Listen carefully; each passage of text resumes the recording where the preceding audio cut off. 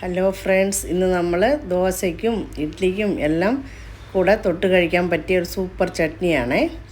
സവാള 2, ഉഴുന്ന് 1 ടീസ്പൂൺ, 3 വറ്റൽമുളക്, ശകലം പുളി, ഒരു 4 വെളുത്തുള്ളി, ഒരു 2 തക്കാളിപ്പഴം.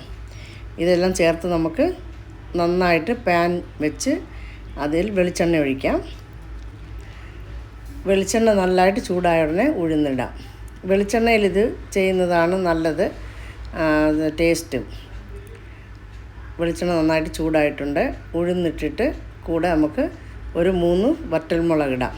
ഇത് നന്നായിട്ട് ചുമന്നതിന് ശേഷമേ സവാള ഇടാവേ. എൻ്റെ യൂട്യൂബിൽ വീഡിയോയിൽ മല്ലിച്ചട്നി എങ്ങനെ ചെയ്യുന്നതെന്നെല്ലാം ഇട്ടിട്ടുണ്ട്. നിങ്ങളതെല്ലാം കാണണം, കണ്ടിട്ട് സപ്പോർട്ട് ചെയ്യണം, സബ്സ്ക്രൈബ് ചെയ്യണം, വീട്ടിൽ ഉണ്ടാക്കി നോക്കണം. അപ്പോൾ നമുക്ക് ഉഴുന്ന് ചുമന്നിട്ടുണ്ട്. ചുമക്കാറാവുമ്പോൾ ഉടനെ നമുക്ക് സവാള ഇടാം. സവാള നന്നായിട്ട് വഴറ്റണം. ഒന്നും ചുമന്ന് വഴറ്റണ്ട. ഒരു ഗ്ലാസ് കണ്ണാടി പോലെ പരുവമാകുമ്പോൾ തക്കാളി ഇട്ടാൽ മതിയേ.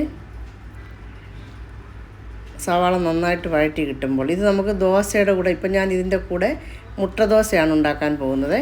കുഞ്ഞുങ്ങൾക്കെല്ലാം എപ്പോഴും സാധാരണ ദോശയല്ലേ ഉണ്ടാക്കി കൊടുക്കുന്നത്. കുഞ്ഞുങ്ങൾക്കും വലിയവർക്കും എല്ലാം നമുക്കൊരു മുട്ട ദോശ ഉണ്ടാക്കാം. ഇതിൻ്റെ കൂടെ മുട്ട ദോശയും സവാള ചട്നിയും സൂപ്പറായിരിക്കും ഇത് കോമ്പിനേഷൻ.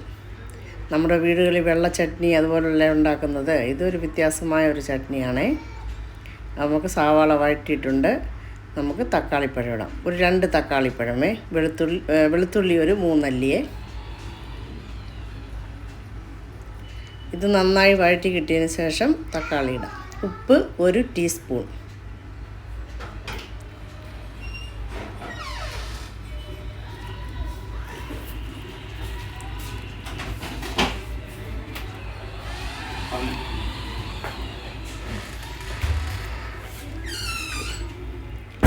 തക്കാളി ഇട്ടിട്ടുണ്ട്. തക്കാളി നന്നായിട്ട് വഴറ്റിട്ടോ. ഇത് നമുക്ക് വേണമെങ്കിൽ അടച്ച് വെച്ച് കൂടെ വേവിക്കാം. തുറന്ന് വെച്ചാൽ പെട്ടെന്നാകത്തില്ല. അടച്ച് വെച്ചാൽ നമുക്ക് സോഫ്റ്റായിട്ട് കിട്ടും തക്കാളിയും സവാളയും എല്ലാം. നന്നായിട്ടൊരു 2 മിനിറ്റ് അടച്ച് വെക്കാം.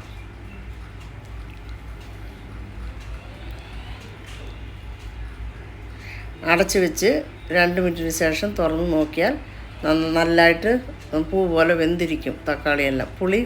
ശകലം പുളി ഇത്രയും മതിയാകും. ശകലം പുളി നമുക്ക് ഒരുപാടുണ്ട്. തക്കാളി ഇട്ടാൽ പുളി ഇഷ്ടമല്ലെന്നുള്ളവർക്ക് പുളി ഇടണ്ട, തക്കാളി മാത്രം മതി. അപ്പോൾ നമ്മൾ ഒരു 2 മിനിറ്റ് അടച്ച് വേവിച്ചിട്ടുണ്ട്. ഇനി നമുക്കിത് തീ ഓഫ് ചെയ്യാം, ഗ്യാസ് ഓഫ് ചെയ്യാം. ഇത് ആറിയതിന് ശേഷം നമുക്ക് മിക്സിയിൽ വെള്ളം ഒന്നും ഒഴിക്കരുത്, അങ്ങനെ നമുക്ക് അരച്ചെടുത്തുകൊണ്ട് വരാം. നന്നായിട്ട് ആറിയതിന് ശേഷം അരയ്ക്കണം. അപ്പോൾ നമുക്ക് ദോശ ഉണ്ടാക്കാം. മാവ് ഉപ്പിട്ട് വെച്ചിട്ടുണ്ട്.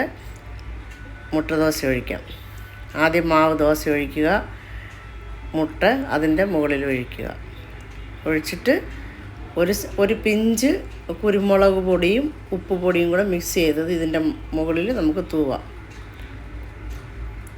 തൂകിയിട്ട് നമുക്ക് സ്പൂണ് കൊണ്ട് ഈ മുട്ടയെ നമുക്ക് നിരത്തി നമുക്ക് ചുറ്റിനും സ്പ്രെഡ് ചെയ്യാം. ഒരു 2 മിനിറ്റിന് ശേഷം ഇത് തിരിച്ചിടാം. അങ്ങനെ നമുക്ക് വേണ്ടിയ മുട്ട ദോശ നമുക്ക് എടുക്കാം. മുട്ട ദോശ ഇപ്പോൾ റെഡി ആയിട്ടുണ്ട്. നമ്മുടെ ചട്നി മിക്സിയിൽ അരച്ച് കൊണ്ടുവരാം. ചട്നി ആറി അരച്ച് കൊണ്ടുവന്നിട്ടുണ്ട്. ചെറിയ രീതിയിൽ നമുക്ക് കടുക് വറുത്തൊഴിക്കാം. കടുകും കറിവേപ്പിലയും മാത്രം മതിയാവും. മിക്സ്. അപ്പോൾ നമ്മുടെ സൂപ്പറും ടേസ്റ്റിയുമായ മുട്ട ദോശ ചട്നി റെഡി. എല്ലാവരും ട്രൈ ചെയ്ത് നോക്കുക. Thank you.